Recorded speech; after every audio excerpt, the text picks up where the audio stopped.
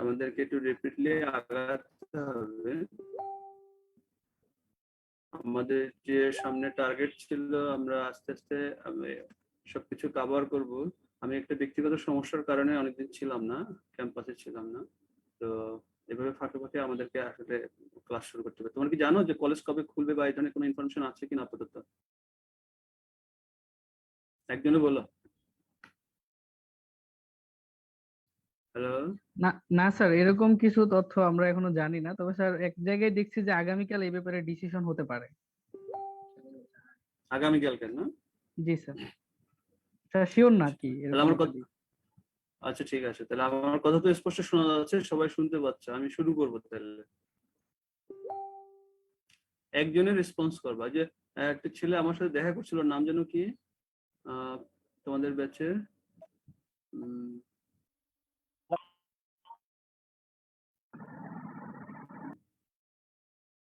নামটা এই মুহূর্তে খেয়াল করছে না, যে ক্লাসের জন্য যে আসছিল, ওর নামটা কি? স্যার ওর নাম সোহান। স্যার ওর সোহান। সাথে সোহান, ওর সোহান সাথে আছে? আমিও ছিলাম। জি স্যার, সোহান ও আছে। তুমিও ছিলে? আচ্ছা ঠিক আছে, জি তোমরা স্যার। দুজনে একজনের রেসপন্স করবা, সবাই না করলেও হবে, যে তোমাদের কোনো শুনতে সমস্যা হচ্ছে কিনা বা স্ক্রিন শেয়ারিং এ কোনো সমস্যা হচ্ছে কিনা, বা এখানে আমাকে জানাবা, ঠিক আছে? আর আচ্ছা আমার স্যার। মোবাইল খোলা আছে, প্রয়োজনে আমার মোবাইলে আমার সাথে যোগাযোগ করবে। তো আমরা শুরু করব। আমরা প্রথম দিন আমরা আসলে শুরু করেছিলাম ইন্ট্রোডাকশন দিয়ে। আমরা ইন্ট্রোডাকশনে যে সমস্ত জিনিসগুলো দেখেছি, আজকে শুরু করবো আমরা বলছিলাম পরবর্তী class medico legal system in Bangladesh. সারা পৃথিবীতে ফরেনসিক মেডিসিনের যে মেডিকো লিগাল সিস্টেমটা চালু আছে, এক এক দেশে এক এক ধরনের medico legal system. Medico legal system means আমরা মেডিসিন, মানে যারা মেডিকেল সাইড আছে এবং যারা লিগাল সিস্টেম, যারা জুডিশিয়ারি আছে, তাদের সাথে আমাদের যে সম্পর্কটা, এবং কোন কোন জায়গায় আমরা কি কি জিনিসগুলো আমাদের জানতে হবে একজন ডাক্তার হিসেবে। আমরা তোমাদেরকে একজন প্রফেশনাল ডক্টর তৈরি করব, ফরেনসিক এক্সপার্ট না। সেই হিসেবে সবকিছু যে জানতে হবে তা না, তবে মিনিমাম যেটুকু জানতে হবে সে ব্যাপারে আমরা তোমাদেরকে কিছুটা গাইডলাইন দেব। মেডিকেল সিস্টেমে প্রথম যেটা আসবে, অ্যাডভার্সিয়াল সিস্টেম এন্ড কন্টিনেন্টাল সিস্টেম। আমরা পর্যায়ে দেখবো যে অ্যাডভার্সিয়াল সিস্টেম কি এবং কন্টিনেন্টাল সিস্টেম কি। অ্যাডভার্সিয়াল সিস্টেমটা হচ্ছে the system of criminal procedure in Anglo-Saxon system, in that state prosecutor bring accusation against the defendant and has to prove beyond reasonable doubt before a magistrate, judge or jury. এখন কিছু কিছু শব্দ একটু medical আমাদেরকে একটু বুঝতে সমস্যা হচ্ছে প্রথমে হয়তো, কিন্তু আমরা যখন এই স্লাইড, এই যে লেকচারটা শেষ হবে, তখন কিন্তু আমরা জানতে পারবো যে ডিফেন্ডেন্ট কি, আর তারপরে জাজ অথবা জুরি অথবা ম্যাজিস্ট্রেট কার কতটুকু পাওয়ার আছে, কে কতটুকু পাওয়ার এক্সারসাইজ করতে পারবে। তো আমরা যদি প্রসিড করি, তখন সবকিছু আস্তে আস্তে আমাদের কাছে ক্লিয়ার হয়ে যাবে। স্যার আপনার কথা একটু কেটে কেটে আসতেছে। দেন অ্যাডভার্সারি সিস্টেম, এখন কি শোনা যাচ্ছে? জি স্যার, এখন শোনা যাচ্ছে। শোনা যাচ্ছে না? আরো ফোটা লাগবে। The defendant does not have to prove his innocence, which is presumed in law. কেউ হয়তো অন করা আছে। Throughout the case, if he so choose, in fact, the defendant usually does make every effort to destroy the claims of the prosecution by demonstration innocence, but the legal onus remains on the prosecutor to prove his case. That means যে defendant থাকবে, যে আত্মপক্ষ সমর্থন করতে পারবে এবং সে legally proceed করতে পারবে যে কে দোষী কে দোষী না, তাকে ডিফেন্ডেন্ট বলা হবে। বাট ইন্টারনেটের সমস্যা আছে। In continental system, however, is inequitorial in that both prosecutor and accused have to make the best case they can. The court choose the one who seems most credible. That means the continental system, defendant adversarial system এ শুধু একপাক্ষিক ভাবে দেখা যাবে যে তার প্রসিকিউশনটা চালায়া যাবে, কিন্তু continental সিস্টেমে দেখা যাবে যে সেখানে বোধ মানে দোষী পক্ষ বা নির্দোষ পক্ষ দুই সাইডে তোমার সেখানে কোর্ট প্রসিডিউর যেটা আছে সেই কোর্ট প্রসিডিউরকে আগায় নিতে পারবে। The continuous system, however, is equitational, legal system. বাংলাদেশের যে লিগ্যাল সিস্টেম আছে সেখানে কিছু কিছু টার্ম আছে, আমরা সেই টার্ম গুলো সম্বন্ধে একটু আলোচনা করব। যেমন একটা আছে বিপিসি, দেখবা তোমরা যখন কোনো পেপার অথবা যেখানেই যাবা এই বিপিসিটা লেখা থাকে, Bangladesh penal code. It deals with the substantial criminal law of Bangladesh. ভাই ভাই কিন্তু আমরা এগুলো জিজ্ঞাসা করব যে বিপিসিটা কি, বাংলাদেশ পেনাল কোড কি। এই পেনাল কোড অনুসারে যত বিচার ব্যবস্থা যত কিছু হয় সবকিছু কিন্তু penal code.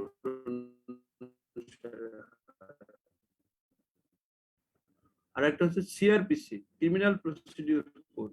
It provides the mechanism for punishment of offence against the.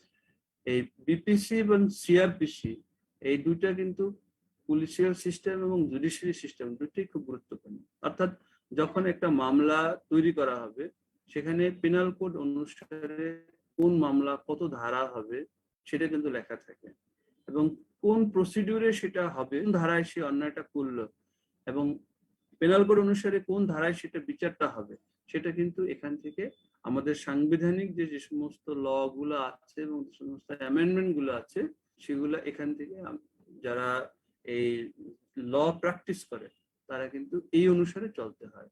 সেই জন্য এই পেনাল কোড এবং ক্রিমিনাল প্রসিডিউর কোড যেটা আছে সেটা সম্বন্ধে আমাদের কিছু ধারণা থাকতে হবে। স্যার 2 নাম্বার স্লাইডটা কি আরেকবার দেখানো যাবে প্লিজ? সরি। স্যার 2 নাম্বার যে স্লাইডটা ছিল ওইটা কি একবার দেখানো যাবে? 2 নম্বর সিস্টেমটা ছিল হলো অ্যাডভার্সারিয়াল সিস্টেমটা কি এবং কন্টিনেন্টাল সিস্টেমটা কি।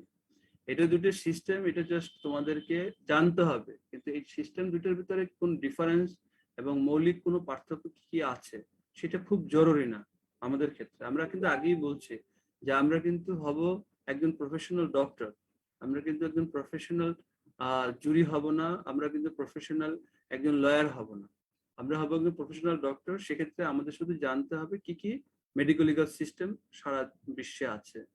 আমরা যেটা ফলো করি সেটা কিন্তু কন্টিনেন্টাল সিস্টেম, যেটা এটা ফলো করি, এবং এটাই সেখানে লেখা আছে যে যেখানে প্রতিপক্ষ থাকবে, দুই পক্ষই থাকবে এবং তাদের জুরিস্টরা থাকবে, লয়াররা থাকবে, এবং সেখান থেকে যে জাজ থাকবেন সেখানে আত্মপক্ষ সমর্থনের সুযোগ থাকবে, এবং ক্রস এক্সামিনেশন কিভাবে হবে, কোর্টে কিভাবে সমন দিবে, সবকিছু ওই সিস্টেমে আমাদের আছে।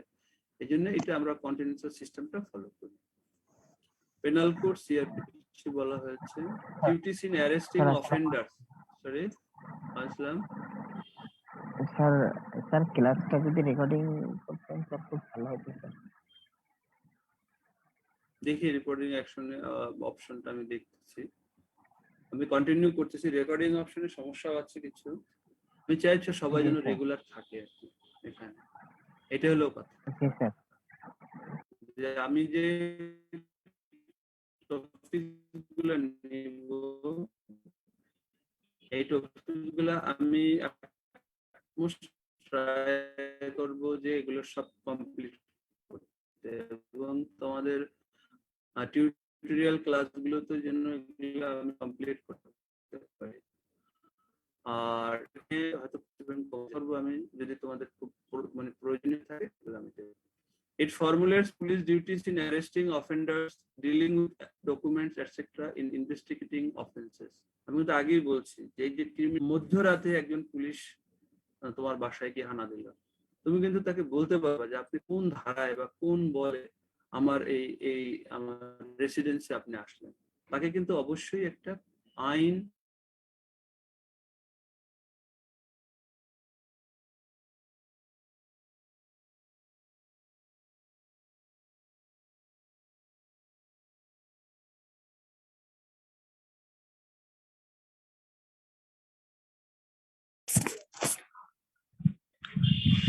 ও স্যার কি মিউট করছে?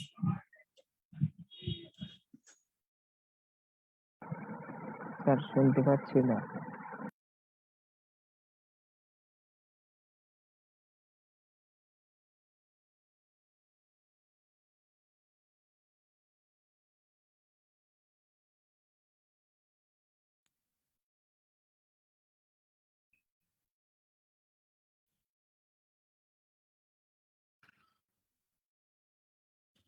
এখন শোনা যাচ্ছে? হ্যালো, এখন শোনা যাচ্ছে? জি স্যার, এখন জি শোনা স্যার। যাচ্ছে।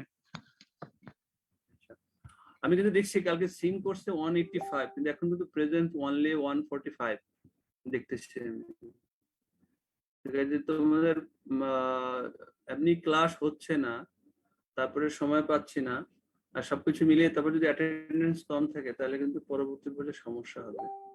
আর যে থেকে সম্ভব যখন ক্লাসটা নেই সেই ক্লাসটা থাকবে। It provides for different class of course. It deals with actual procedure in trials, appeals, reference, revision, transfer of criminal cases. That means এই যে সিআরপিসি এবং বাংলাদেশ পেনাল কোড বিপিসি যেটা আছে, সেখানে কিন্তু স্পষ্ট কিছু ধারা আছে। সেই ধারাগুলো ফলো করে কিন্তু লয়ার যারা তারা তাদের আইন পেশা চালিয়ে যায়। এবং যখন দেখা যায় কোনো একটা অফেন্স ঘটে অথবা কোনো কিছু কোর্টে যেগুলা ফাইনাল হয়, সেগুলো কিন্তু দুই পক্ষ, বাদী পক্ষ বিবাদী পক্ষ, তারা কে কোন ধারা এবং কি আইন অনুসারে সে আপিল করতে পারবে, তার বিচার হবে, সাজা হবে, সেগুলো কিন্তু সব আলোচনা করা হয়। পেনাল কোড এবং ক্রিমিনাল প্রসিডিউর কোর্টের কিভাবে কেসটা ফাইল করলো তার উপরে নির্ভর করে। সো আমরা এই ক্রিমিনাল কোড কি এবং বাংলাদেশ পেনাল কোড, এটা কিন্তু শর্ট নোট আসবে এবং এর সাথে সাথে এটা কিন্তু ভাইবার সময় জিজ্ঞাসা করা হয়।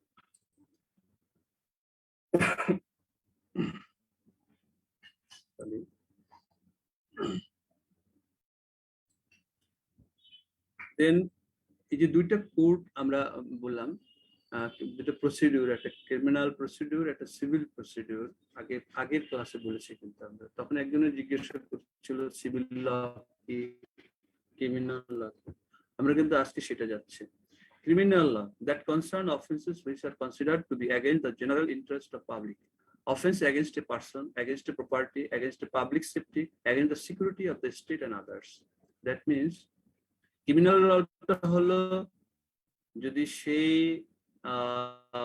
ধারাটা রাষ্ট্রের বিরুদ্ধে হয় অথবা এমন কিছু হয় যে রাষ্ট্রের কোনো সম্পত্তি ধ্বংস হচ্ছে, অথবা কোনো মার্ডার কেস হয়, অথবা কোনো অপহরণ কেস হয়, এগুলো কিন্তু সব ক্রিমিনাল ল। ক্রিমিনাল লতে পড়বে এগুলো। ক্রিমিনাল লতে যে কোনো সময় যে কাউকে পুলিশ অ্যারেস্ট করতে পারবে, সেগুলো আমরা আসবো যে কি কি ধারা অনুসারে সেটা অ্যারেস্ট করতে পারবে, সেটা সবটুকু না জানলেও আমরা মোটামুটি একটা ধারণা দেবো। আর সিভিল লটা কি? That concern a dispute between two individual or parties rather than the state. Civil law হচ্ছে দুজনের ভিতরে যে ডিসপিউট গুলো থাকে। দ্যাট মিনস একজনের সাথে আরেকজনের সম্পত্তি নিয়ে যে দ্বন্দ্বটা থাকে, অথবা একজনের বাড়ি ঘর নিয়ে যে জমি জমা নিয়ে যে মানে দ্বন্দ্ব থাকে, বা যে ডিসপিউট গুলো থাকে, সেগুলো যে আলোচনা করা হয় যে লটা, সেটা সিভিল ল। আর against the public interest, against the state যেগুলো থাকে, সেটা হলো ক্রিমিনাল ল। সো এই দুইটার ভিতরে অবশ্যই মারাত্মক হলো ক্রিমিনাল লটা, এবং ক্রিমিনাল লতে যে পানিশমেন্টটাও অনেক বেশি। এবং সিভিল ল এবং ক্রিমিনাল লর ভিতরে পার্থক্যটা সেটা আমরা আবার দেখবো পরে। The dispute may be over medical negligence contact. এখন একটা কোশ্চেন আসে যে আমরা যদি যখন পরবর্তী পর্যায়ে মেডিকেল ইথিক্স নিয়ে পড়বো, তখন সেখানে দেখা যাবে যে আমাদের কিছু অফেন্স আছে। আমরা যে মেডিকেল প্রফেশনে যখন থাকি, আমাদের কিছু অফেন্স আছে, সেই অফেন্স গুলো কোন লতে পড়বে। এখানে কিন্তু বলা আছে যে dispute may be over medical negligence and contract, সেটাও কিন্তু সিভিল লতে পড়বে। তবে কোনটা ক্রিমিনাল লতে পড়বে সেটা আমরা যখন ওই ইথিক্সটা আলোচনা করবো তখন বলবো। অফেন্স, আমরা কিন্তু অফেন্স সম্বন্ধে জানি। অফেন্স মানে অন্যায় বা কোনোটা দোষ করা, which implies the unlawful act which are liable to pay damage, to fine or imprisonment or even sentence to death. মানে যখন কোনো অপরাধ করা হয়, সে অপরাধটা লঘু না অপরাধটা অনেক বেশি, যেটার উপর নির্ভর করে। যেমন একজনকে একটা ফিজিক্যাল অ্যাসাল্ট করলো, একটা আঘাত করলো, সেটার একটা অফেন্সের তার বিচারের রায়টা হবে এক ধরনের। আবার একজনকে মার্ডার করলো, তাহলে তার অফেন্সটা অনেক বেশি হবে, তার এটা অন্য ধরনের হবে। এটা অফেন্সের পার্সপেক্টিভ এবং অফেন্সের ডিগ্রি অনুসারে তার পানিশমেন্টটা হবে। তো সেখানে অফেন্সটা কি এটা সম্বন্ধে আমরা একটু জানলাম। এখন এই অফেন্সটা হতে দুই ধরনের হতে পারে, একটা কগনিজেবল অফেন্স, একটা non cognizable offence. Very important. in forensic medicine. Cognizable offense, it is an offense in which a police officer can arrest a person without warrant from the court. That means rape case, murder case, etc. তো আমরা কিন্তু আগেই বলছি যে police কিভাবে একজনকে arrest করতে পারে। যদি একজনকে মার্ডার করা হয় বা রেপ কেস থাকে, সেক্ষেত্রে কিন্তু সেটা কিন্তু কগনিজেবল অফেন্স। অর্থাৎ এটা মানে কি বলা হয়, অবশ্যই অনেক বড় ধরনের অফেন্স যেটা হয়, সেটার কোনো ক্ষমাহীন, কগনিজেবল অফেন্স ক্ষমাহীন যে অফেন্সটা, এই সমস্ত ক্ষেত্রে পুলিশ যখন পেট্রোল ডিউটিতে থাকে অথবা ডিউটিতে থাকে বা যে অবস্থায় থাকুক না কেন, সে কিন্তু যে কোনো সময় তাকে অ্যারেস্ট করতে পারবে। আর নন কগনিজেবল অফেন্স যেগুলো, it is an offence in which a police officer shall not arrest any person without warrant from the court. যেমন একজন অ্যাসাল্ট, দুজনে মারামারি করলে পুলিশ এসে তাকে গ্রেফতার করতে ইচ্ছে করলেই পারবে না, কারণ হলো এটা হলো নন কগনিজেবল অফেন্স। তো নন কগনিজেবল অফেন্সটা কি আর কগনিজেবল অফেন্সটা কি, এটা আমরা জানবো।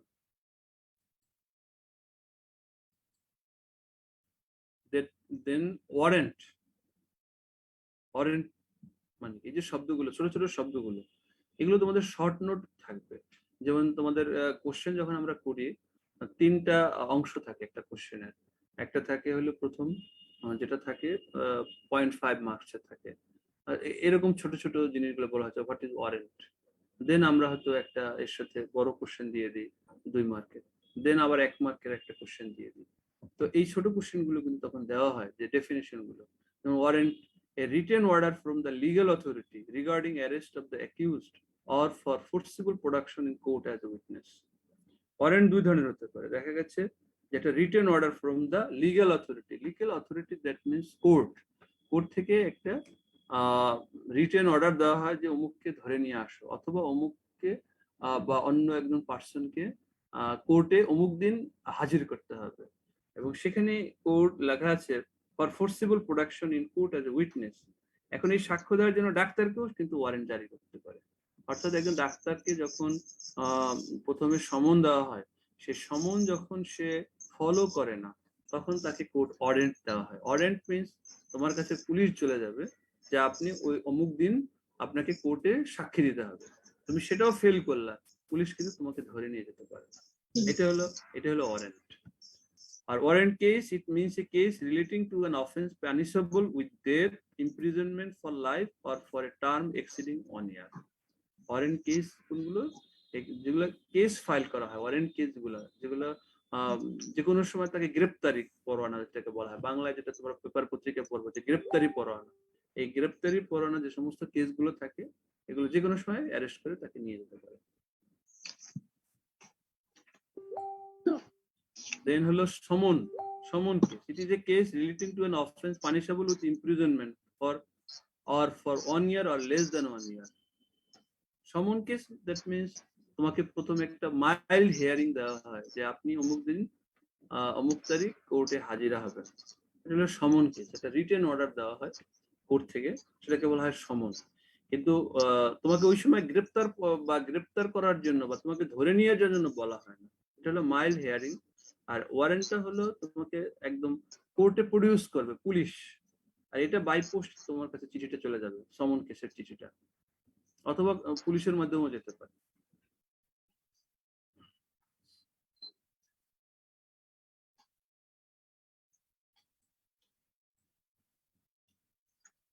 আরেকটা ডেফিনেশন হচ্ছে oath, it is a religious assertion declared on the name of Almighty God that he would tell the truth and his vengeance in case he acts contrary. তোমরা কি কখনো কোর্টে কেউ গেছো, কখনো দেখছো কোর্ট প্রসিডিউরটা কি আছে? যেমন আগের ব্যাচে স্টুডেন্ট ছিল 2 জন সম্ভবত, জাজদের ছেলে মেয়ে, তারা হয়তো দেখতে পারে। যদি কোর্টে কেউ না গিয়ে থাকো, সিনেমায় দেখবা যে যখন কোনো কিছু জাজ সাহেব যে থাকেন তার সামনে যখন কেউ সাক্ষী দিতে যায়, তখন একটা ওথ তৈরি করা হয়, ওথ পড়তে হয়। এটা একটা রিলিজিয়াস অ্যাসারভেশন, হ্যাঁ, যে আমি সত্য কথা বলিব, কোনো কিছু মিথ্যা বলিব না, এবং আমি আমার জানা মতে সত্য কথা বলিব, এই ধরনের একটা রিলিজিয়াস অ্যাসারভেশন থাকে, এটাকে বলা হয় ওথ। এবং কোর্টে যখনই যেতে হবে, তোমাকে যেতে হবে বা আমাদেরকে কেউ যেতে হয়, আমাদেরকে প্রথমে কথা বলতে হলে এই ওথটা পাঠ করতে হয়। দেন ডিপোজিশন, খুব সংক্ষেপে ছোট টান, কিন্তু এটা তোমাকে জানতে হবে। What is deposition? It is a written statement on oath made by a witness in a judicial proceedings and signed by the witness and then by the magistrate. That means deposition হলো তুমি যে কোর্টে গিয়ে যে সাক্ষীটা দিলা, সেই সাক্ষীটা তোমাকে crossing হবে এবং তুমি কথা বলবা, সেটা আবার লিখবে, জাজ সাহেব লিখবেন। লেখার পরে তুমি আবার সেই যে স্টেটমেন্টটা দিবা, সেখানে তোমার সিগনেচার থাকবে এবং ওই ম্যাজিস্ট্রেটের সিগনেচার থাকবে।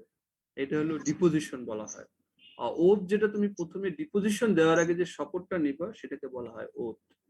তো ওথ এন্ড ডিপোজিশন দুটো কিন্তু আলাদা জিনিস। ডিপোজিশন দিতে হলে আগে ওথ করে নিতে হবে, দেন তুমি ডিপোজিশন দিতে পারবে। Exhibit, it is meant and include any documents or object produced for inspection of court or shown to witness while giving evidence or referred to an deposition.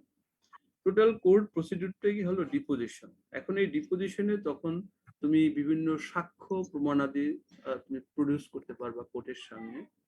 তো এই সাক্ষীগুলো দেখানো এবং আলামত গুলো দেওয়া, এই আলামত গুলোকে বলা হয় এক্সিবিট।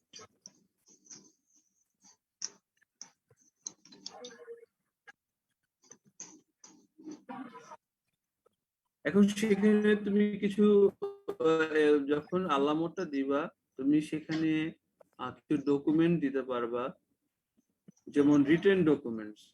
যেমন একজনকে একুইজড করা হলো যে আপনি গত সপ্তাহে আপনার একটা ডেট ছিল কিন্তু আপনি আসেন নাই, সে মেডিকেল একজন ডক্টরের একটা সার্টিফিকেট নিয়ে গেল যে সে অমুক দিন অসুস্থ ছিল, অথবা একটা পোস্টমর্টম রিপোর্ট, অথবা একটা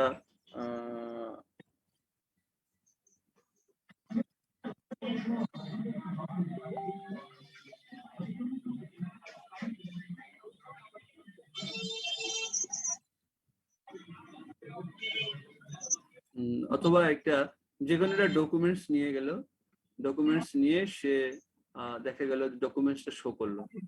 documents means by means of letter, figure or mark, or by more than one of those means intended to be used or which may be used as evidence for that matter. Medical certificate হতে পারে, তোমার ওখানে একজনকে হত্যা করা হয়েছে, সেখানে সোরাটা পাওয়া গেল অথবা চাকুটা পাওয়া গেল, এটা একটা ডকুমেন্টস। অথবা তোমার একটা মেডিকেল সার্টিফিকেট, এটা একটা ডকুমেন্টস। এগুলো কোর্টে প্রডিউস করতে হয় এবং এটাকে ডকুমেন্টস হিসেবে আখ্যায়িত করা হয়। টেস্টিমনি মিন্স এভিডেন্স, ওরাল আর written of witness under oath. এইটাই যখন তুমি এই যে ডকুমেন্টস গুলো অথবা যে কোনো ডিপোজিশন যখন তুমি কোর্টে আন্ডার ওথের মাধ্যমে বলবা, তখন সেটাকে টেস্টিমনি বলা হবে।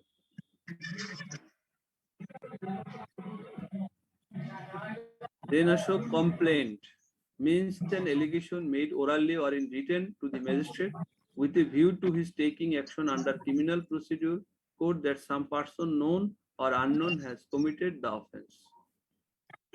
কমপ্লেন মানে তার বিরুদ্ধে কোনো অভিযোগ আনা। কমপ্লেন মানে অভিযোগ, অর্থাৎ যখনই একটা মামলা রুজু করা তখন কোর্টে সেখানে একটা অভিযোগ রুজু করতে হয় যে এই লোক, এই পার্সন আমাকে অমুক তারিখ অমুক দিন আমাকে এইভাবে ফিজিক্যাল অ্যাসাল্ট করেছে অথবা আমার টাকা পয়সা নিয়ে গেছে। এই যে টোটাল প্রসিডিউরটা, এটাকে বলা হয় complain.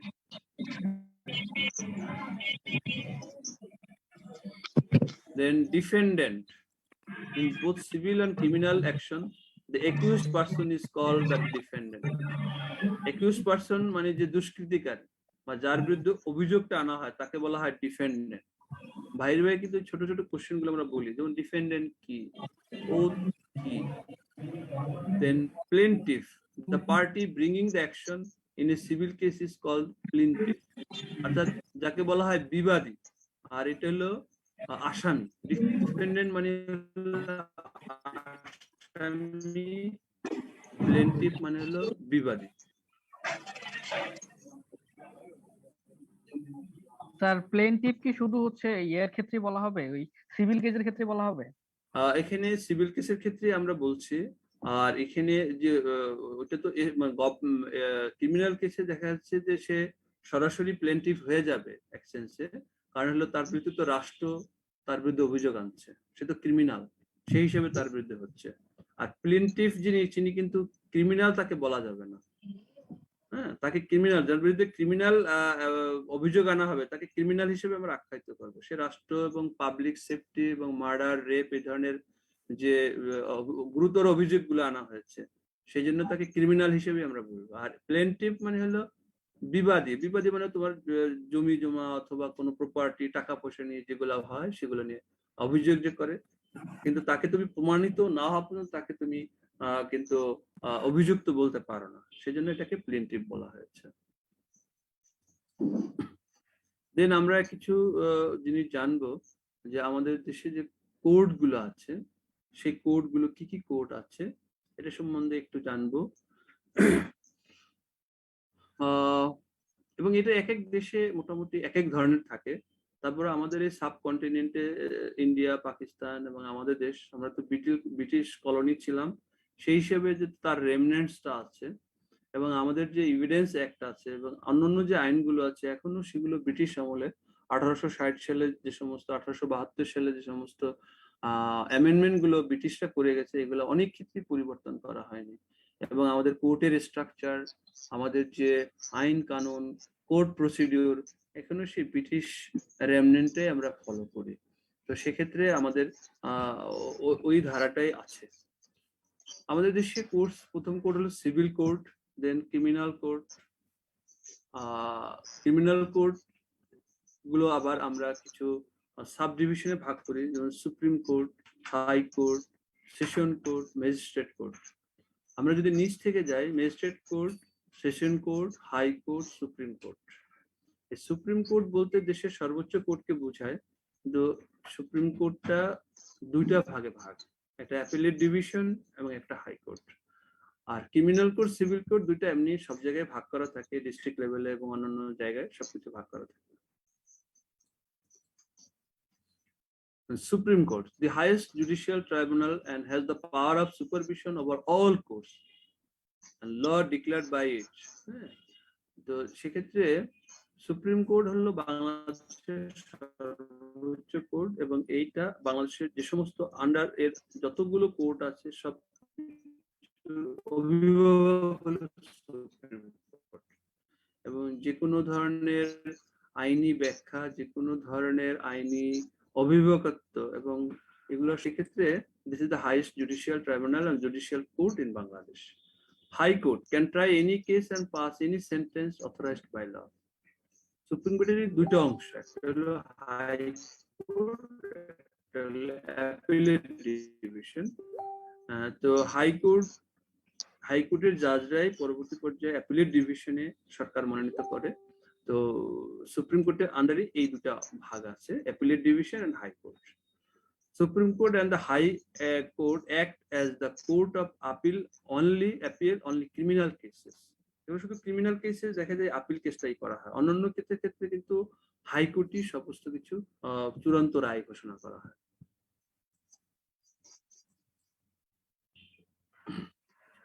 The magistrate court is located in district headquarters. It can try only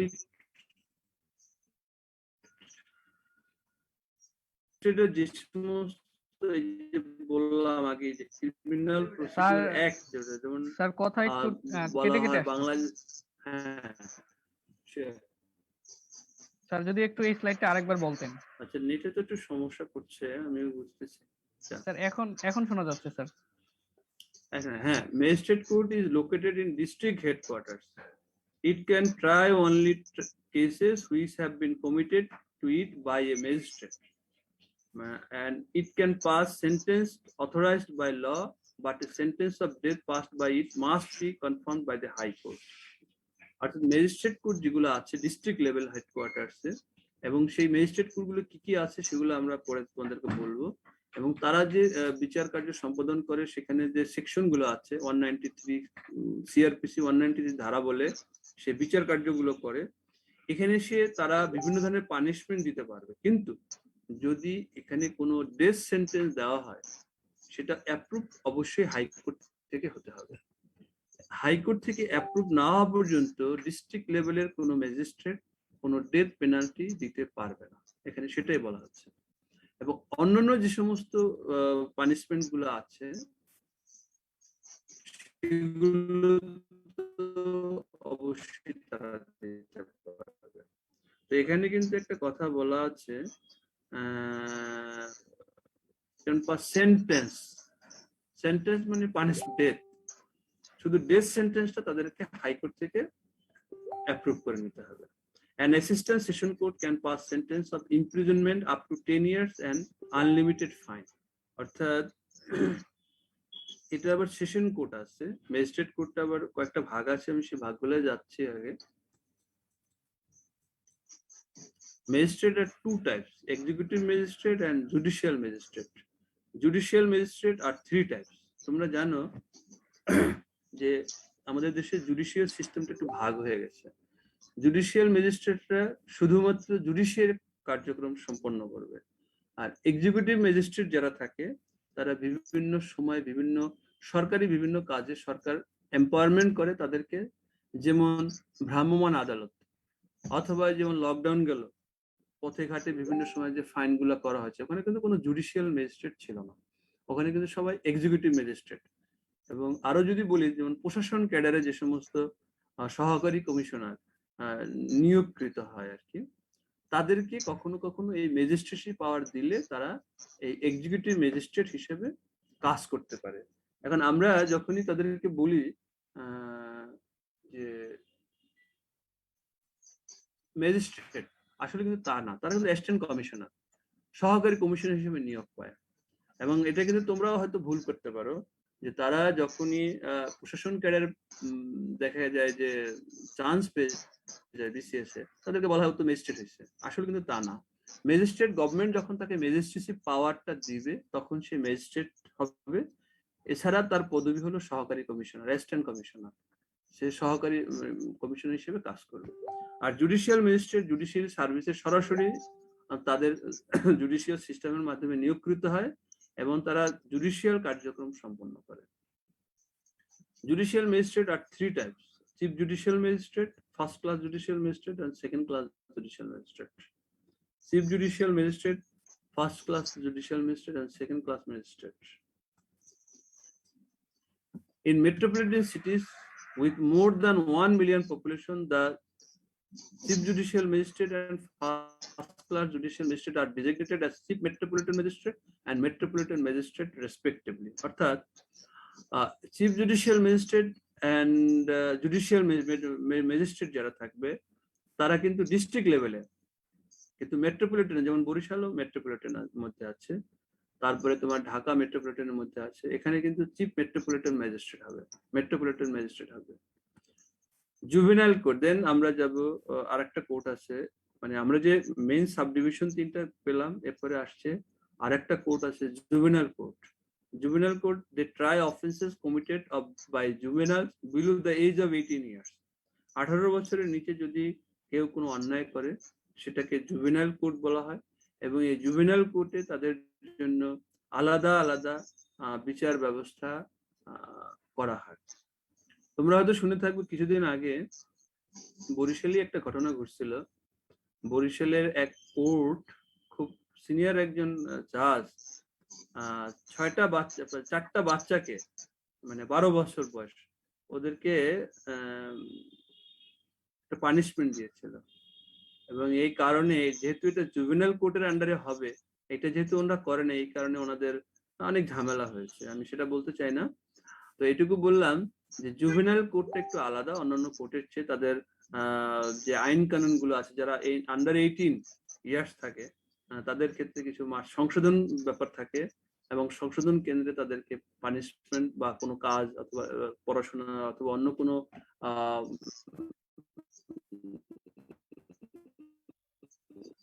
কাছে তাদেরকে রাখা হয়, তাদের সরাসরি জেলখানায় বা জেলে নেওয়া হয় না।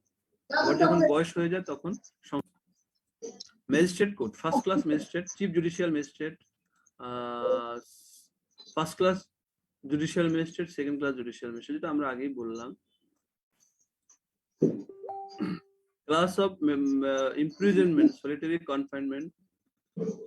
এখন এখানে দেখো, এখানে যেটা আমরা লিখছি সেটা হলো যে এই যে ম্যাজিস্ট্রেট যারা আছে, chief judicial magistrate, second class magistrate, first class magistrate এবং থার্ড ক্লাস হবে না, এটা সেকেন্ড ক্লাস ম্যাজিস্ট্রেট হবে। এদের যে পাওয়ারটা, থার্ড ক্লাস এখন আর বলা হয় না, আমাদের ম্যাজিস্ট্রেট থার্ড ক্লাস বলা হয় না, আমরা হয়তো এখানে সেকেন্ড লিখবো।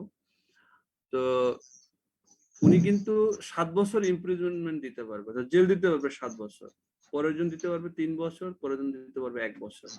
অর্থাৎ তার বিচারের বা তার যে দোষের যে মাত্রাটা, সেটার উপরে নির্ভর করে তার এই ইমপ্রিজনমেন্ট, যেটা জেল হবে, এবং সলিটারি কনফাইনমেন্ট অফ ফাইন, মানে টাকা যে বলা হয় যে বিনা এত বছর কারাদণ্ড এবং তার সাথে এত টাকা ফাইন, সেই ফাইনটা নির্ধারণ করতে পারবে।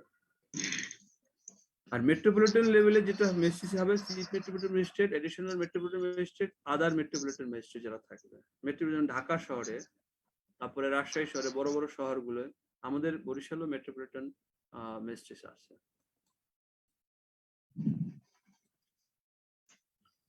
এরপরে আমরা আসি jury. What is jury? A jury is a panel of body of responsible, educated person of good, reputed, and social standing, composed of the uneven member of person to help or assist the presiding judge who don't know the law. That means এই জুরি সিস্টেমটা আসলে আমাদের দেশে বর্তমানে নেই, এটা ইংল্যান্ডে আছে। অর্থাৎ কোর্টকে সহায়তা করার জন্য a group of learned person, those who are involved in legal and medical system, sir কিছু শোনা যাচ্ছে না। এখন শোনা যাচ্ছে? না না স্যার, স্যার, এখনো আটকায় আছে। আটকাচ্ছে স্যার। কাটা কাটা আসতেছে কথা। নেটে বন্ধ করে দাও। আমি তো তোমাদের ঝগড়াও শুনতেছি। জি স্যার, এখন শোনা যাচ্ছে স্যার। এখন শোনা যাচ্ছে? জি স্যার। আচ্ছা, গ্রুপে তোমরা একটা পোস্ট দিয়ে দিও যে ঝগড়াঝাটি যেন ওই যে যখনই থাকে তখন যেন তারা মিউট করে নেয়। হ্যাঁ, জুরি যে প্যানেল, জুরি সিস্টেমটা আমাদের দেশে এখন নাই, কিন্তু ইংল্যান্ডে আছে। এখানে একটা গ্রুপ অফ প্যানেল এক্সপার্টরা থাকে যারা কোর্টকে সহায়তা করে। আমাদের দেশে সে সিস্টেমটা ওইভাবে নাই। তবে এমিকাস কিউরি বলতে একটা জিনিস আছে, যখন কোর্ট কোনো ধরনের বড় কোনো সিদ্ধান্তের জন্য লার্নেড ব্যারিস্টার, লার্নেড লয়ার যারা থাকে তাদেরকে একটা প্যানেল করে দেয় এবং তাদের মতামত শুনে, এটাকে বলা হয় এমিকাস কিউরি। আমাদের দেশে সেই সিস্টেমটা আছে, কিন্তু জুরি সিস্টেমটা নাই। The member of a jury individual is called juror, common and special. The following are exempted from jury. কিন্তু এই জুরিতে, এই জুরি যারা থাকবে তাদের ভিতরে কারা কারা থাকতে পারবে না? লার্নেড পার্সন থাকতে পারবে, বিভিন্ন জ্ঞানী গুণী লোক থাকতে পারবে, কিন্তু কারা থাকতে পারবে না সেটা কিন্তু লিখে দিচ্ছে। যেমন একজন ডক্টর, তিনি থাকতে পারবেন না। একজন পুলিশ অফিসার, তিনি থাকতে পারবেন না। একজন রিটায়ার্ড জাজ, তিনি থাকতে পারবেন না। আর এ ম্যাজিস্ট্রেট, আর এ লয়ার, তারা থাকতে পারবে না। এই কয়জন থাকতে পারবে না, কারণ তারা সবাই আইন পেশার সাথে জড়িত, সেই জন্য তারা এই জুরি সিস্টেমে থাকতে পারবে না।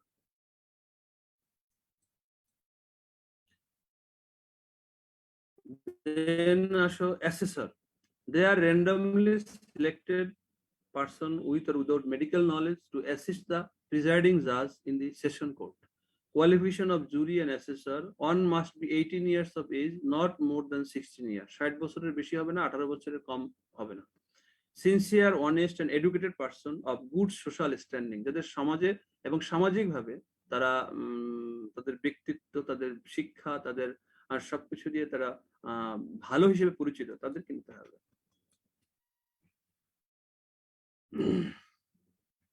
One must be resident of the place where the trial takes place. অর্থাৎ যেখানে কোর্টটা হবে সেখানে রেসিডেন্স হতে হবে তাকে। অনেক দূর থেকে একজন এসে সেখানে একজন জুরি হতে পারবে না। One must understand the language of the court. কোর্টের ল্যাঙ্গুয়েজ তাকে বুঝতে হবে। One must have property or income. One must have property or income. মানে সেখানে তার নিজস্ব, যদি সেই দেখা যায় যে সে নিজেই অভাবী, তাহলে তার একটা লোভের একটা ব্যাপার আছে। এবং সে সেখান থেকে দুর্নীতি করার একটা সুযোগ থাকবে। একজন জুরি যে হবে তার জন্য সে সমস্ত নিড গুলো না থাকে, তার নিজস্ব প্রপার্টি থাকবে, ইনকাম থাকবে, অন্য পেশা থাকবে, সেখান থেকে সে কোর্টকে পার্ট টাইম হেল্প করতে পারবে। তো আমাদের দেশে কি কি পানিশমেন্ট গুলো দেওয়া হয় সে সম্বন্ধে একটু আলোচনা আছে। এটা কিন্তু ভাইবে জিজ্ঞেস করা হয়। তো ভাইবে তো তোমাকে এলাবোরেটলি এভাবে জিজ্ঞাসা করা হবে না, কিছু শর্ট কোশ্চেন জিজ্ঞাসা করা হবে, what is oath, what is witness, what is evidence. এর সাথে সাথে এটি কমনলি জিজ্ঞাসা করা হয় যে কি কি পানিশমেন্ট আমাদের দেশে কোর্টগুলো দিতে পারে। তো প্রথমে আছে ডেথ সেন্টেন্স, মানে মৃত্যুদণ্ড, ইমপ্রিজনমেন্ট ফর লাইফ, যাবজ্জীবন কারাদণ্ড, imprisonment rigorous or with hard working labour আর সিম্পল ইমপ্রিজনমেন্ট, আমাকে কাউকে দেখা গেছে তাকে জেলও দিল এবং জেলখানার ভিতরে তাকে সশ্রম কারাদণ্ড বলা হয়, তাকে কাজও করতে হবে, হয়তো কোনো লঘু কাজ অথবা ভারী কাজ করতে হবে। আর অনেক কাছে সিম্পল ইমপ্রিজনমেন্ট, শুধুমাত্র তাকে জেলখানায় নেওয়া হলো। তারপর ফর ফিউচার অফ প্রপার্টি, সম্পত্তি বাজেয়াপ্তকরণ করা হতে পারে, এবং ফাইন, তাকে আর্থিকভাবে দণ্ড দেওয়া যেতে পারে। এই 5 ধরনের পানিশমেন্ট আমাদের কোর্ট থেকে আসলে দেওয়া হয়। The various methods for carrying out of death sentence are, এখন এই যে প্রথমে বললাম ডেথ সেন্টেন্সটা কিভাবে দেওয়া যেতে পারে। Hanging, electrocution, lethal injection, gas chamber and garroting. পৃথিবীর বিভিন্ন দেশে বিভিন্নভাবে দেওয়া হয়, কিন্তু আমাদের দেশে মেইনলি হ্যাঙ্গিংটা দেওয়া হয়। যেমন 71-এর ঘাতক দালাল যারা ছিল, যাদের যে পানিশমেন্টটা হয়েছে, বা যারা মার্ডারার থাকে, সিরিয়াল কিলার মার্ডার থাকে, সবাই কিন্তু হ্যাঙ্গিং করা হয়েছে। তো আমাদের দেশে এইটাই বেশি হয়।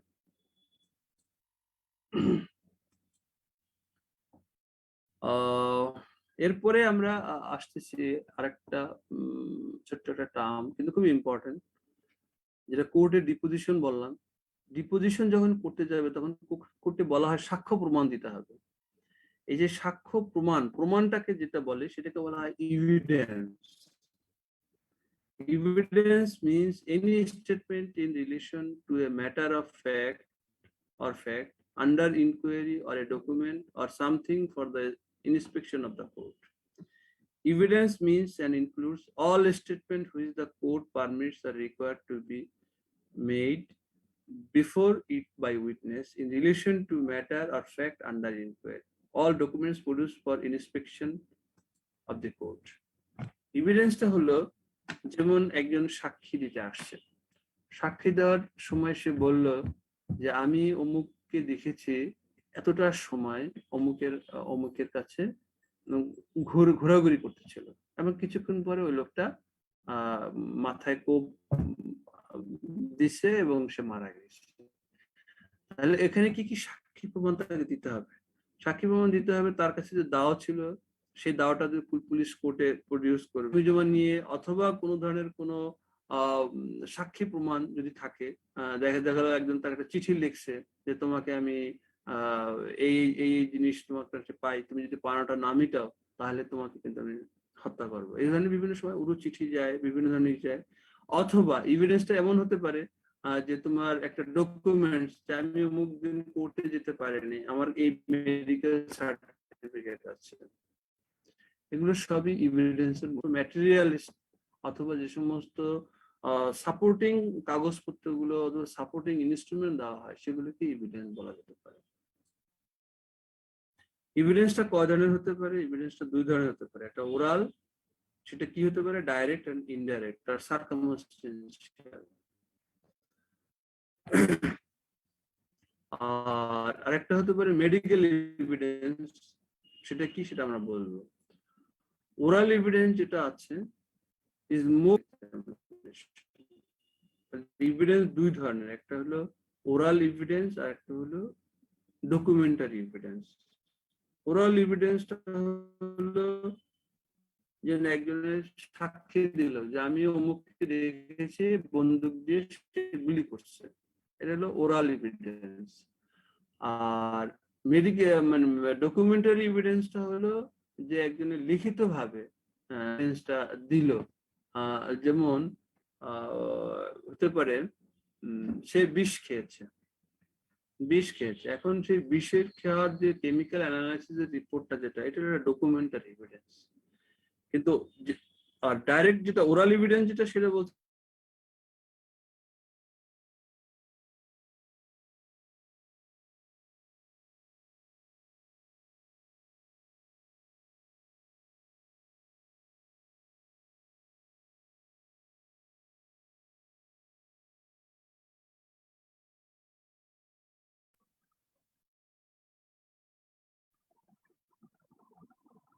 স্যার শুনতে পাচ্ছি না। কি আবার শেষ হয়ে গেল নাকি? স্যার ডিসকানেক্টেড হয়ে গেছে মনে হয়। স্যার আনমিউট কর আপনার।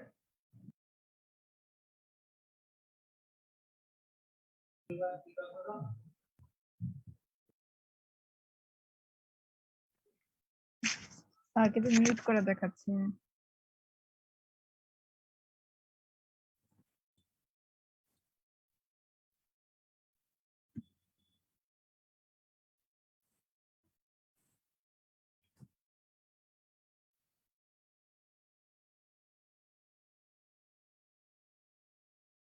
এখন আসছে। জি স্যার। এখন আসছে না? জি স্যার। মেডিকেল এভিডেন্স, এখন যেটা ওরাল এভিডেন্স, একটা ডকুমেন্টারি এভিডেন্স, দুটো পেলাম। এরপরে সাথে আছে মেডিকেল এভিডেন্স, এটা হলো ডকুমেন্টারি এভিডেন্স। ডকুমেন্টারি এভিডেন্সটার ভিতরে পড়বে হলো মেডিকেল এভিডেন্স। মেডিকেল এভিডেন্স কি কি হতে পারে? যেমন ডেথ সার্টিফিকেট হতে পারে, যেমন ভিকটিম এক্সামিনেশন রিপোর্ট হতে পারে, অন্যান্য যে এভিডেন্স গুলো আছে, যেমন মেডিকেল সার্টিফিকেট হতে পারে, অসুস্থতা হতে পারে।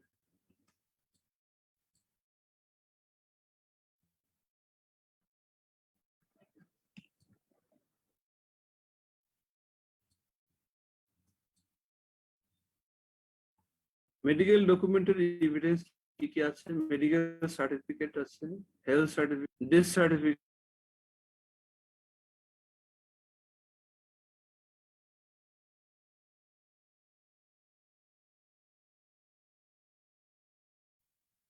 স্যার আপনাকে শোনা যাচ্ছে না।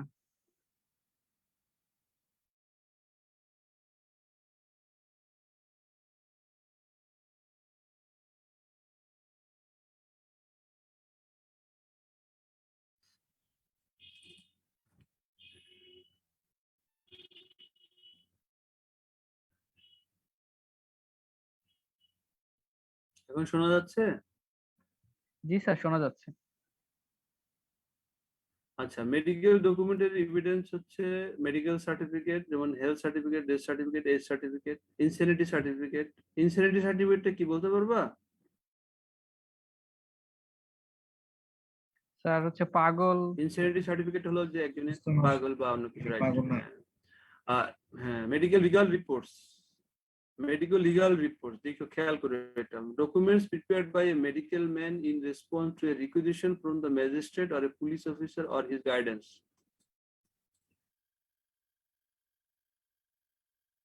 For example, postmortem report, injury certificate, age certificate, Lancet certificate, sexual offense, rape, certificate of pregnancy, delivery and abortion. দুটো কিন্তু আলাদা, একটা মেডিকেল সার্টিফিকেট আর একটা medico legal certificate. Medical certificate কিন্তু আলাদা, যেমন একটা বার্থ সার্টিফিকেট, যেমন একটা ডেথ সার্টিফিকেট, যেমন একটা অসুস্থজনিত সার্টিফিকেট, সিক সার্টিফিকেট, এটা বলা হয় মেডিকেল সার্টিফিকেট। আর মেডিকো লিগাল সার্টিফিকেট যেটা, এটা কিন্তু রিকুইজিশন লাগবে from the proper authority, that means police থেকে অথবা ম্যাজিস্ট্রেট থেকে। তো দুইটা কিন্তু ভাইবার সময় জিজ্ঞাসা করা হয় যে কোনটা মেডিকেল লিগাল রিপোর্ট বা মেডিকেল লিগাল সার্টিফিকেট, কোনটা মেডিকেল সার্টিফিকেট। পোস্টমর্টেম মিশন না, আমরা কিন্তু কোনো কিছু দিই না, কাজে অবশ্যই এগুলো মেডিকেল লিগাল সার্টিফিকেট। এখন এখানে যে আমরা ওরাল যেটা দেখেছি একটা ডকুমেন্টারি এবং ওরাল, ওরালে কিন্তু এক্সেপশন আছে, যেমন dying declaration, exception of oral evidence. এটা কিন্তু ওরাল এভিডেন্স না, কারণ হলো ওখানে ম্যাজিস্ট্রেট থাকে, তো এটা কিন্তু একটা ডাইরেক্ট এভিডেন্স। আর এক্সপার্ট অপিনিয়ন প্রডিউসিং সার্চ বুক, যেমন কোর্ট থেকে যে ডকুমেন্টারি এভিডেন্স আছে, কেমিক্যাল অ্যানালাইসিস রিপোর্ট বা অন্য যেগুলো, এগুলো কিন্তু আমাদের কিছু ডাক্তারদের কিছু করার নেই, এটা সরাসরি কোর্ট অ্যাকসেপ্ট করে না। Evidence of a doctor recorded in a lower court is accepted in a higher court. তো সেক্ষেত্রে এই যে ওরাল এভিডেন্স যেগুলো আছে, সেগুলোর ভিতরে যে এক্সেপশন গুলো আছে, যেগুলো আমরা আসলে আমাদের ডেফিনিশন এখানে বলে দিলাম।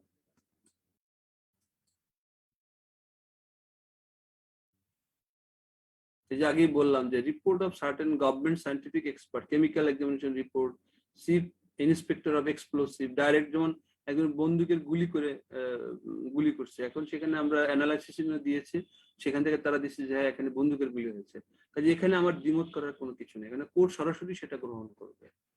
ফিঙ্গারপ্রিন্ট যেটা আছে, ফিঙ্গারপ্রিন্ট থেকে যদি সরাসরি বলে যে না এটা অমুক মানুষের, এটা আমরা যখন ড্যাকটাইলোগ্রাফি পড়াবো তখন তোমাদেরকে জানাবো যে ফিঙ্গারপ্রিন্টের গুরুত্ব অনেক, কিন্তু আমাদের দেশে এখন ফিঙ্গারপ্রিন্ট দিয়ে অনেক হত্যাকাণ্ড, অনেক ক্লু, অনেক কিছু আমরা বের করতে পারি।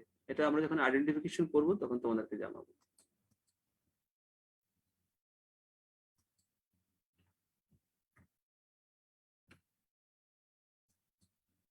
এরপরে কিছু রিপোর্ট আছে, যেমন serological report to the government, অর্থাৎ সেরোলজিক্যাল টেস্ট করা হলো, সিমেন অ্যানালাইসিস করা হলো, অথবা যেগুলো সরাসরি আমাদের বিভিন্ন এক্সপার্ট অপিনিয়ন আসে, সেগুলো আমাদের সরাসরি আমরা গ্রহণ করে নিই, এখানে আমরা কোনো দ্বিমত পোষণ করি না, এবং কোর্টও সেখানে সরাসরি গ্রহণ করে নেয়।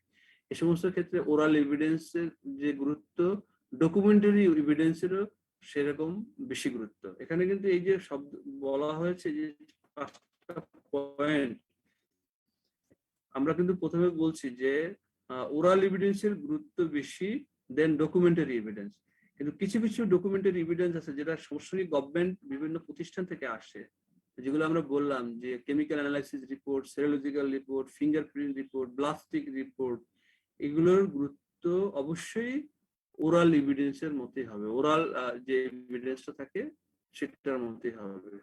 তো সেক্ষেত্রে এটা অ্যাকসেপ্ট করতে হবে তাদেরকে। হসপিটাল রিপোর্ট, যেমন রুটিন যে সমস্ত রিপোর্ট গুলো থাকে, এগুলো সরাসরি অ্যাকসেপ্টেবল ইন কোর্ট। দেন আমরা আসি procedure of giving evidence by a medical man in a court of law. মানে জীবনে যদি তোমাদের কখনো কাউকে কোর্টে সাক্ষী দিতে হয়, এবং হতেই পারে, তুমি সে মেডিসিনের লোক হও, তুমি সে গাইনি লোক হও, তুমি সে অর্থোপেডিক্সের লোক হও, তোমার যে কোনো, আমাদের দেশে বিভিন্ন ধরনের সমস্যা ঘটে, যেমন তুমি একটা মেডিকেল কলেজে অথবা হাসপাতালের অ্যাসিস্ট্যান্ট প্রফেসর অথবা সিএ, রেজিস্ট্রার, তুমি যে পোস্টে থাকো না কেন, কনসালটেন্ট যে পোস্টে থাকো না কেন, তোমার ওয়ার্ডে যখন একটা রোগী ভর্তি হবে তখন এর দায় দায়িত্ব এবং এর মেডিকেল যে সমস্ত সাপোর্টিভ যে সমস্ত ডকুমেন্টস গুলো আছে, সেগুলো যখন কোর্ট চাইবে তখন তোমাকে অবশ্যই দিতে হবে, এবং প্যারালালি তোমাকে যদি উপস্থিত থাকতে বলে তাও থাকতে হবে। যেমন একটা লোক সরাসরি তোমার ওয়ার্ডে আসলো, হঠাৎ করে ব্লিডিং নিয়ে আসছে, ব্লিডিং নিয়ে এসে সে মারা গেল কিছুক্ষণ পরে, কোর্ট তোমাকে ওই কেসে যখন মামলা হবে তোমাকে ডাকতে পারে একজন এক্সপার্ট অপিনিয়ন হিসেবে, যে ডাক্তার সাহেব আপনি কি দেখেছেন ওখানে। তো এখন সেখানে তুমি যে মানে যেতে চাও, তাহলে তোমার কিছু রিকোয়ারমেন্টস ফুলফিল করতে হবে, এবং কিভাবে তুমি যাবা সেই সিস্টেমটা শেখানোর জন্য ফরেনসিক মেডিসিন করতে হবে। তো প্রথমে হলো তোমার কাছে একটা সমন যাবে, যেটা আমি আগেই বলেছি প্রথম দিকে, সমন যাবে যে আপনাকে অমুক দিন অমুক তারিখ এই কয়টার সময় এই কোর্টে আপনাকে একটা হাজিরা দিতে হবে বা সাক্ষী দিতে হবে, এই ধরনের একটা কাগজ যাবে। সেই কাগজটা যখন হাতে পেলা, তখন তুমি সেখানে কি কি ভাবে যাবা এবং কি কি করতে হবে সেটা সম্বন্ধে কিছু আমাদের হিন্টস আছে, এখানে গাইডলাইন আছে। ফার্স্ট হলো attendance in the court. The concern medical man was served with a summons to appear in the court. তোমাকে একটা সমন দেওয়া হবে, আর সমনটা যখন তোমাকে 3 বার বা 4 বার দেওয়া হবে, তুমি যাচ্ছ না, তখন তোমাকে ওয়ারেন্ট দেওয়া হবে। তো সমন ও ওয়ারেন্টের ভিতরে পার্থক্য যেটা আমরা আগে এটাই।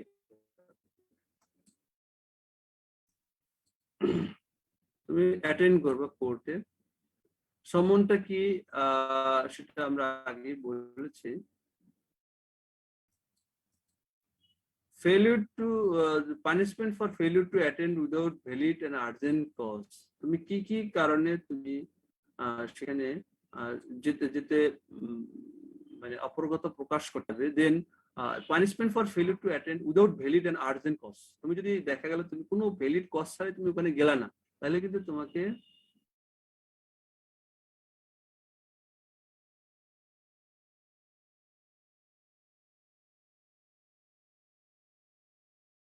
স্যার আপনাকে শোনা যাচ্ছে না।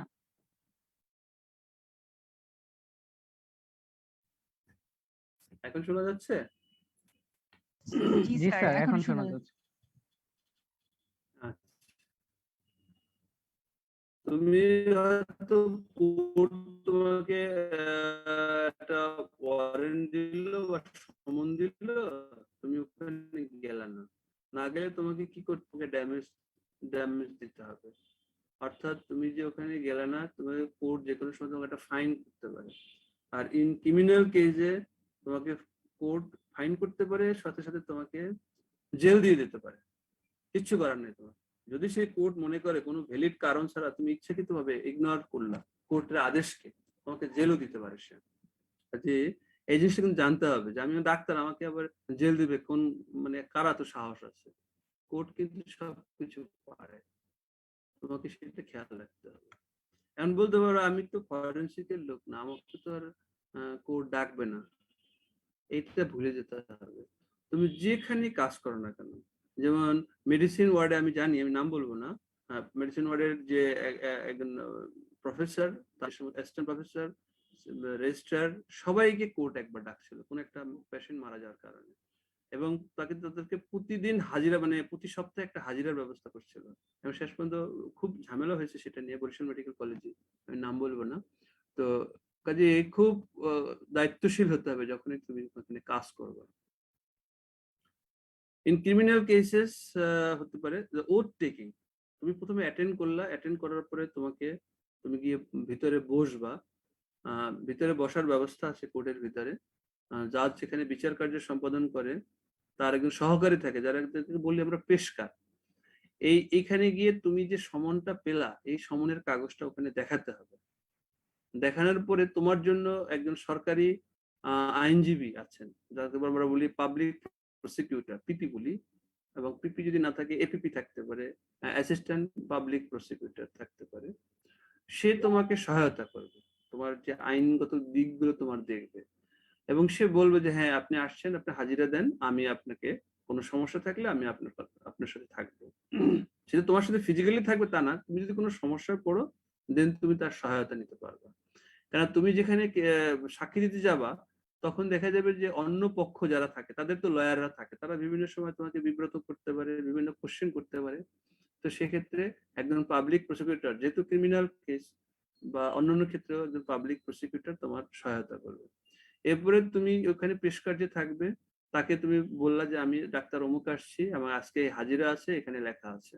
সে তোমার অ্যাটেন্ডেন্সটা নিয়ে নিল এবং জাজকে সে ইনফর্ম করবে যে আজকে স্যার একজন ডাক্তার উনি আসছেন, ওনার একটা সাক্ষী আছে। যখন তোমাকে সাক্ষীর জন্য ডাকবে ডায়াসে, তখন সেখানে দেখবা উঠতে হবে, সিনেমায় দেখছো বা যদি ওথ নিতে হবে, I do swear in the name of God that what I shall be the truth, the whole truth and nothing but the truth. আমি সত্য কথা বলিব, সত্য বহি মিথ্যা বলিব না, এরকমই ল্যাঙ্গুয়েজটা আর কি। তোমাকে এটা নিতেই হবে। এবং এটা যে আমরা মুখে মুখে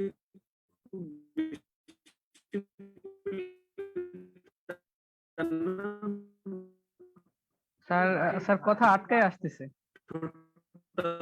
লড়াই, মুখটা লড়াই আর কি, মনে মনে যতটুকু যে যা পড়ে কোনো অসুবিধা নেই।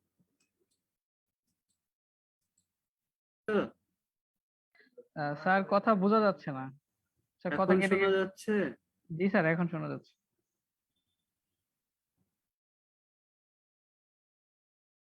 স্যার এখন আবার শোনা যাচ্ছে না। নেটের সমস্যা হচ্ছে তো। জি স্যার, আচ্ছা, এখন এরপরে স্যার, ডিপোজিশন, এই যে slide-ও কোড দেখা প্রসিডিউরটা, এটা হলো ডিপোজিশন।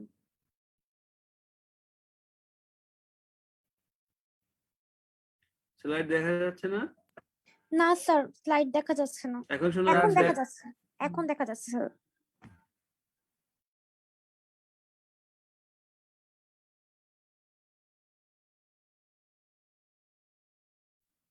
অবশ্য টাইমও আমার এক্সিড করে গেছে প্রায়, সেজন্য হতে পারে। স্যার এখন দেখা যাচ্ছে।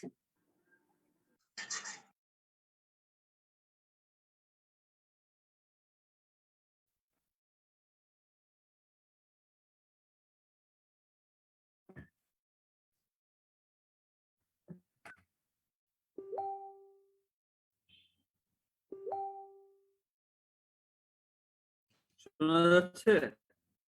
জি স্যার, এখন শোনা যাচ্ছে। Hello?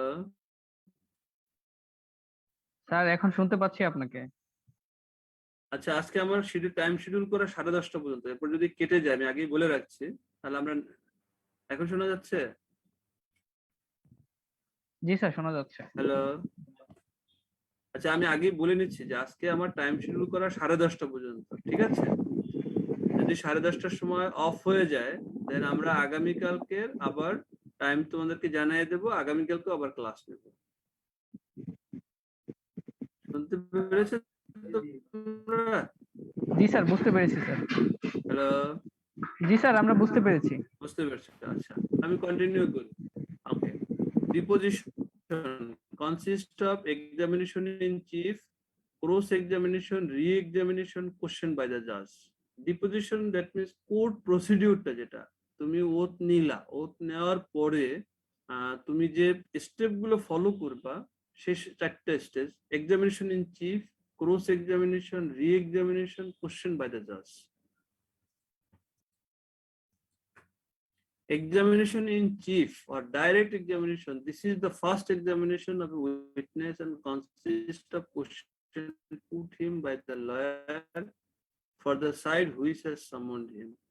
Leading question is not allowed except in those cases where the judge is satisfied that a witness is hostile. That means examination in chief, তোমাকে যে পক্ষ সাক্ষীর জন্য ডাকছে সেটাকে বলা হয় examination in chief. That means যে তোমাকে জেরা করবে। তোমরা শুনতে পাচ্ছ? জি স্যার, শুনতে পাচ্ছি। হ্যালো? আচ্ছা, স্যার আমরা শুনতে যে পাচ্ছি। পক্ষ তোমাকে, হ্যাঁ, যে পক্ষ তোমাদেরকে জেরা করবে, তারা, সেটাকে বলা হয় এক্সামিনেশন ইন চিফ। অর্থাৎ তুমি একটা রিপোর্ট দিলা, যে একজন আসামির বিরুদ্ধে, যে রিপোর্টটা, যেমন একজন পোস্টমর্টম রিপোর্ট দিলা যে হ্যাঁ সে হ্যাঙ্গিং এ মারা গেছে। তো যে হ্যাঙ্গিং এ মারা গেছে, দেখা গেল যে অন্য পক্ষের অভিযোগ ছিল যে তাকে মেরে হ্যাং করা হয়েছে। পক্ষ তুমি স্যার কথা কেটে কেটে আসতেছে। বলা হয় এদের।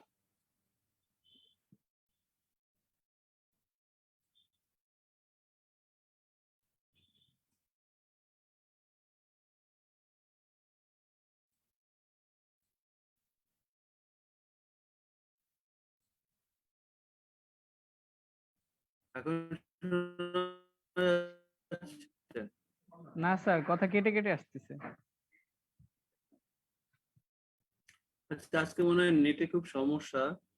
10:30 বেজে গেছে, আমরা তাহলে অফ করে দেব। আমরা আগামীকালকে আবার ক্রস এক্সামিনেশন থেকে শুরু করব। আচ্ছা স্যার। Okay, thank you. আসসালামু আলাইকুম স্যার। আসসালামু আলাইকুম স্যার। আসসালামু আলাইকুম স্যার। ওয়ালাইকুম আসসালাম, থ্যাংক ইউ। স্যার আসসালামু আলাইকুম। ওয়ালাইকুম আসসালাম, থ্যাংক ইউ। স্যার একটা কোশ্চেন